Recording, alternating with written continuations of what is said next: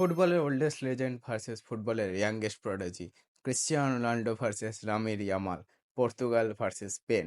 UEFA Nations লিগের ফাইনালে আমরা পৌঁছে গেছি, কিন্তু শুরু করার আগে welcome guys, welcome back to sports hub. এখানে আমরা স্পোর্টস নিয়ে বিশেষ বিশেষ আলোচনা করি, বিশেষ বিশেষ একটু জ্ঞান চোদাই, ঠিক আছে? তো এই ভিডিওতে আমরা ক্রিকেটের কথা বলবো না, আমরা ফুটবলের কথা বলবো, আমরা ওয়েফা নেশনস লিগের কথা বলবো।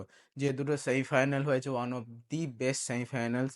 কারণ এখন ইন্টারন্যাশনাল টিমগুলো আবার ব্যাক টু বিজনেস গাইস। তো যে দুটো সেমিফাইনাল হয়েছে, প্রথম সেমিফাইনাল হয়েছে জার্মানি পর্তুগালের মধ্যে, যেটা হয়েছিল 5 তারিখ রাত্রি 12:30টার সময়। এবং সেকেন্ড সেমিফাইনাল হয়েছিল স্পেন এবং ফ্রান্সের মধ্যে 6 তারিখ রাত্রি 12:30টার সময়। প্রথম কথা আমি বলে রাখি, এই ভাই ইউরোপিয়ান ফুটবল যারা দেখে আমার মতো, ইন্ডিয়াতে বিশেষ করে এশিয়ান কান্ট্রিতে, ভাই যা সময়ের তারতম্য হয় রে ভাই! লোকজন রাত বিরেত জেগে থেকে, আমিও জেগে থাকি, ঠিক আছে? সেটা নিয়ে কোনো অসুবিধা নেই, দ্যাটস এ ফান। বাট সব সময় সব দিন পসিবল হয় না গাইজ। ঠিক আছে, দেরি না করে আমরা প্রথম ম্যাচের দিকে অগ্রসর হব, যেটা জার্মানি বনাম পর্তুগাল। 17 বছর পরে পর্তুগাল জার্মানিকে হারিয়েছে নকআউট ম্যাচে। I mean knockout in the sense কোনো চ্যাম্পিয়নশিপের নকআউট ম্যাচে, ঠিক আছে? তো এখানে 1-2 এগ্রিগেটে পর্তুগাল জেতে। তোমরা যদি জার্মানির ড্রেস এবং জার্মানির লাইন আপ দেখো, ভাই অ্যাডিডাস কি করেছিস ভাই তোরা! এত বছর ধরে জার্মানির ড্রেস বানাচ্ছে অ্যাডিডাস। এত ভালো ভালো সুন্দর সুন্দর রেট্রো থেকে আরম্ভ করে মডার্ন, এত ফ্যান্টাস্টিক ফ্যান্টাস্টিক জার্সি বের করেছে, কিন্তু এটি কি জার্সি ভাই! কি এটা! You can do better guys, please do some better things, please. এই জার্সিটাকে চেঞ্জ করা হোক, আমার এটা মানে খোয়াইশ।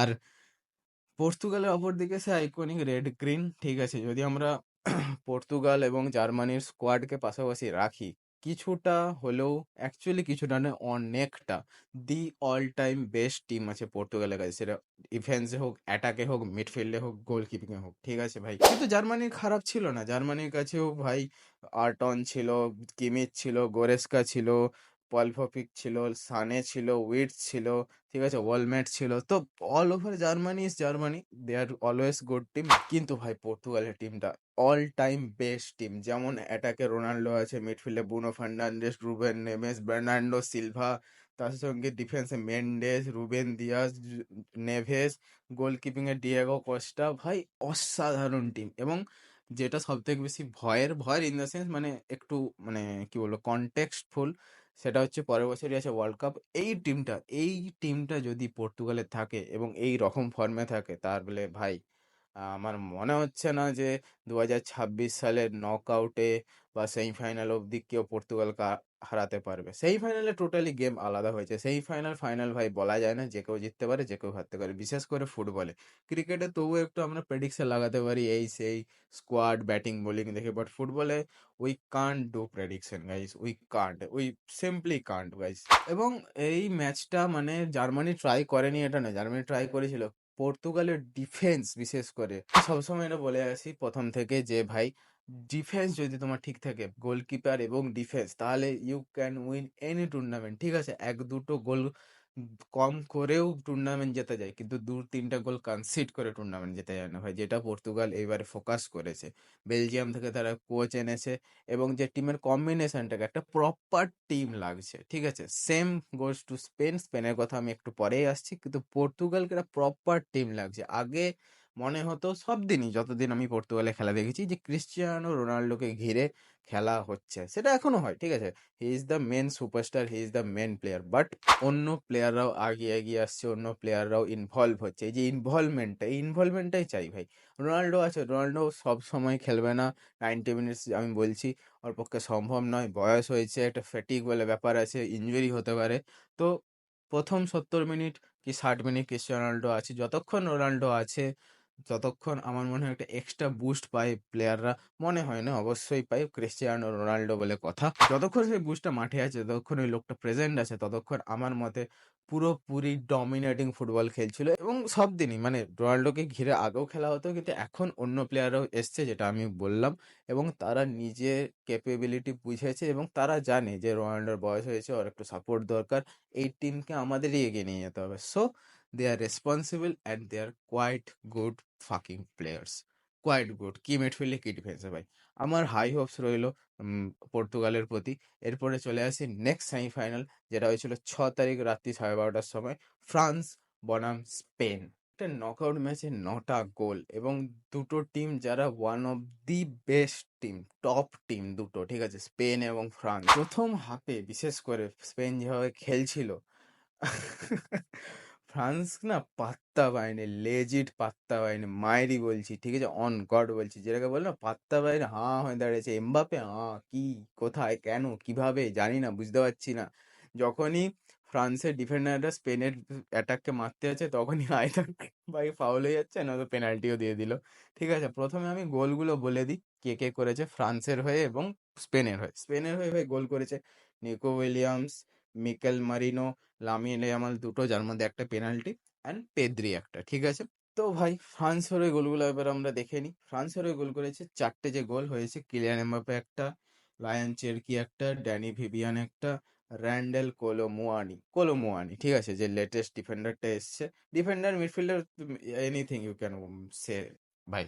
তো France is the most unpredictable team in international football. আমরা 2022 সালে ওয়ার্ল্ড কাপের ফাইনালেও সেটা দেখেছি, হাল ছাড়বে নি ফ্রান্স।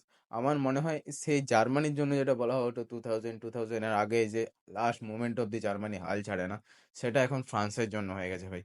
আহ, ছাড়ো না ভাই, ফ্রান্সের অ্যাটাক, ডমিনেটিং অ্যাটাক, এবং যেরকম ভাবে সেকেন্ড হাফে ফ্রান্স কামব্যাক করেছে, কামব্যাক কিং বিশেষ করে, ভাই আলাদাই কামব্যাক করেছে। তখন মনে হচ্ছিল স্পেন কিছু বুঝতে পারছে না, স্পেন নাজেহাল হয়ে গেছিল, লিটারালি নাজেহাল হয়ে গেছিল ভাই।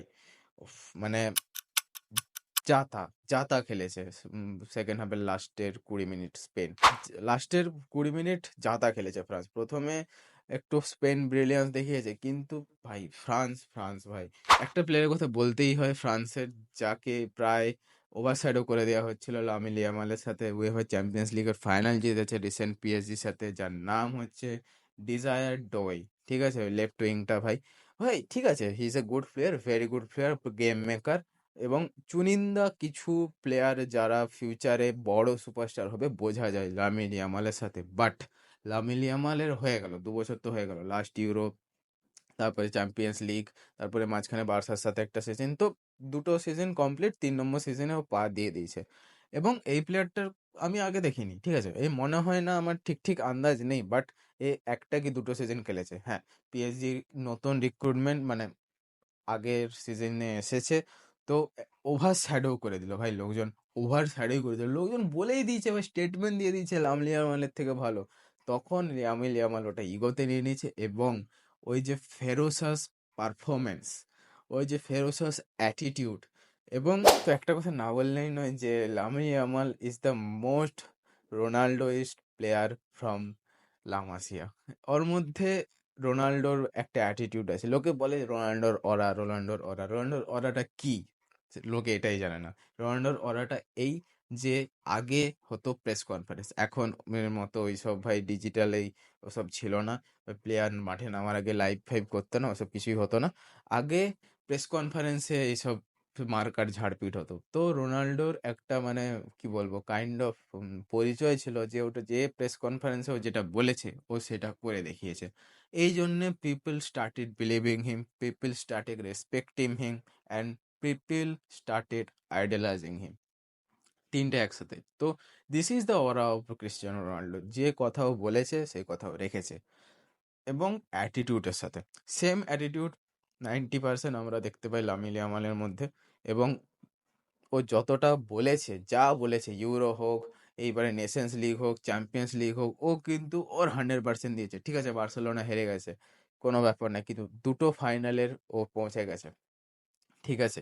One of the best successful short career I have ever seen in my life. আমি মেসির সেই ক্যারিয়ারটা দেখিনি 2007 থেকে 10 অব্দি, সেইটা তখন আমি বাচ্চা ছিলাম। 2010 থেকে আমি বার্সেলোনা, 2009-10 সিজন থেকে বার্সেলোনার ফ্যান হই, এবং সো অন, ঠিক আছে। আমি ফাইনালটা নিয়ে খুবই এক্সাইটেড, এবং ফাইনালের সাথে বলে দিই থার্ড প্লেসের ম্যাচও আছে ইন্ডিয়ান টাইমে আজকেই ভাই, 6টার সময় কি 6:30টার সময়, ফ্রান্স ভার্সেস জার্মানি। এই ভিডিওটা যতক্ষণে আসবে ততক্ষণে ওই ম্যাচটা অলরেডি শেষ হয়ে যাবে, ঠিক আছে, কিন্তু ফাইনালের আগে আমি ডেফিনেটলি ভিডিওটা দিয়ে দেবো, সেই নিয়ে কোনো চাপ নেই, ঠিক আছে গাইস। তো ভিডিওটা এখানেই শেষ করলাম। প্লিজ ফাইনালটা দেখো, one of the best final হতে চলেছে। একটা কনটেক্সট রয়েছে, junior versus senior, eldest versus youngest, most experience versus less experience. So it will be fun, it will be great footballing match and a bigger competition. Okay guys, দেখা যাক। 12:30টার সময় Sony leave খুলে বসে যেও। বাকি যদি ভিডিওটা ভালো লেগে থাকে আর আমার থোবড়াটা যদি পছন্দ হয় আর আমার কথাবার্তা যদি একটু লজিক্যাল মনে হয়, তাহলে ভিডিওকে লাইক করে যেও, চ্যানেলকে সাবস্ক্রাইবও করে যেও। তাহলে একটু মোটিভেশন আসে, ঠিক আছে? বন্ধুদের সাথে শেয়ার করো, তাদের দেখাও ইউরোপিয়ান ফুটবলকে নিয়েও বাঙালিরা বলতে পারে, এবং তাদেরকে বলো যে বাংলা কন্টেন্ট মারা যায়নি। আমি ফিরে আসছি এটা তাড়াতাড়ি এডিট করে। ততক্ষণের জন্য জয় হিন্দ, জয় বাংলা।